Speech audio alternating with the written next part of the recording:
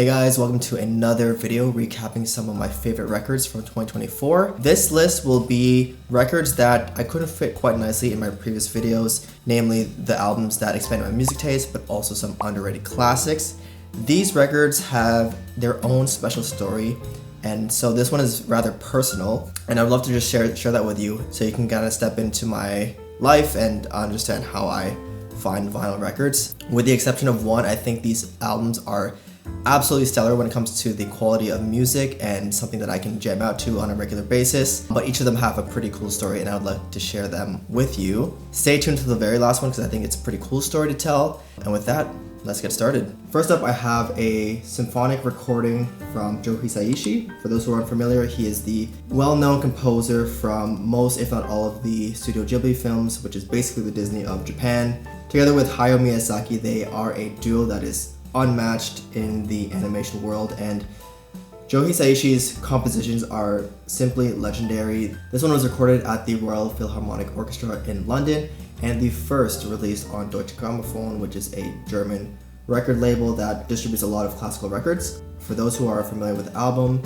there are tracks here from well-known movies such as Spirited Away, My Neighbor Totoro, Kiki's Delivery, Ponyo, Castle in the Sky, and the list goes on and on. My personal favorite is the reprise from Spirited Away. This one happened to be gifted to me for my birthday this year from some friends. I just got into Joe Hisaishi and his music this year and actually watched my first Studio Ghibli movie this year, and so this one is quite special and was on repeat this past year for me. So if you like Studio Ghibli, this is definitely a must listen. Next up, I have Chromakopia by Tyler the Creator, which was released towards the end of last year.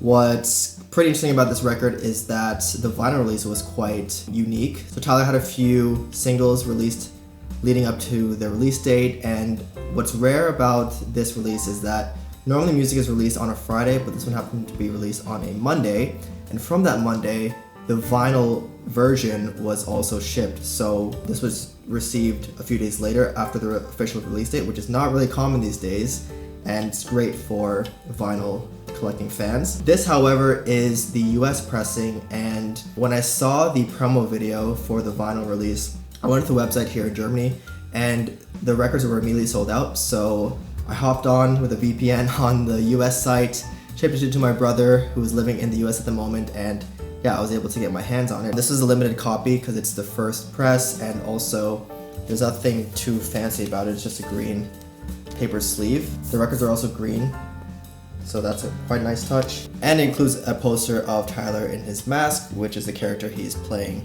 in this album. And in my opinion, it's one of the best hip-hop albums released in 2024, so this is a great find. Not easy to get right now. You can get on Discogs for about $100. So yeah, I'm happy I got my hands on this one when it was released. Unfortunately, I got this one scratched, but it plays well at the end of the day.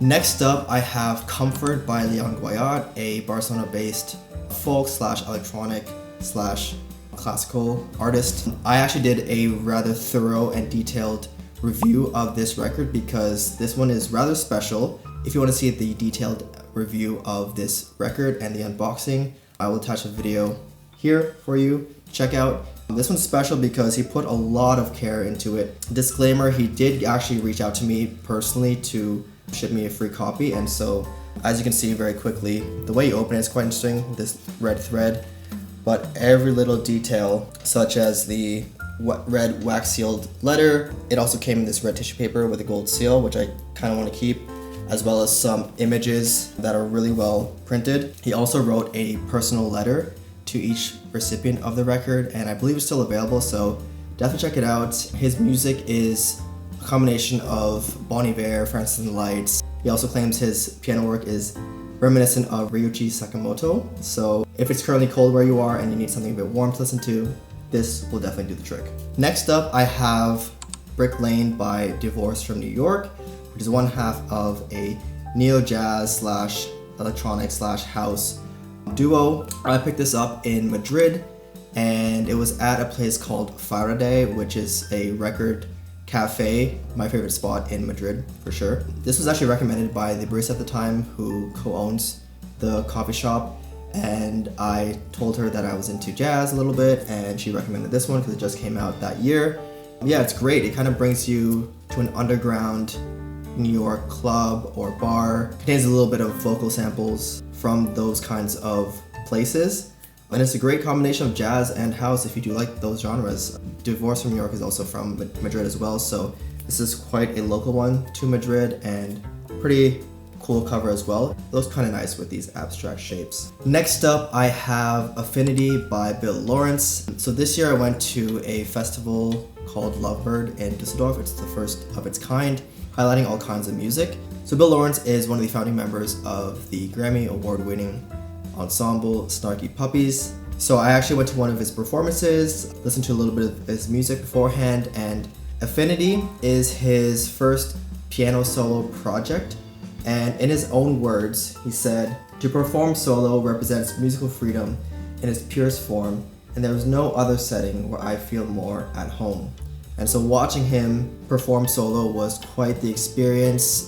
He was immersed into the piano, he was in his own zone, and yeah, it was just some great piano work. If you want to experience Bill Laurance at his purest, this one is definitely worth grabbing. I do have a signed copy, because I grabbed it at the show, and it's also limited to 500 copies, but last time I checked on Bandcamp, they're still available. It also comes in a nice white vinyl, so I think it's quite pretty as well, white and pink. So yeah, definitely great to play in the background when you're just relaxing, doing some work, or just want to vibe out to some good piano. Affinity by Bill Laurance. Check it out. So for my last two, I have two EPs that I got this year, and the stories behind them are quite interesting. So the first one is a very, very exclusive EP from The Alchemist and Sebb. So for those who are in the hip-hop community, no need to explain who The Alchemist is, but for those who are unaware, he actually won the Producer of the Year at the BET Awards. Just to list a few of his works this past year,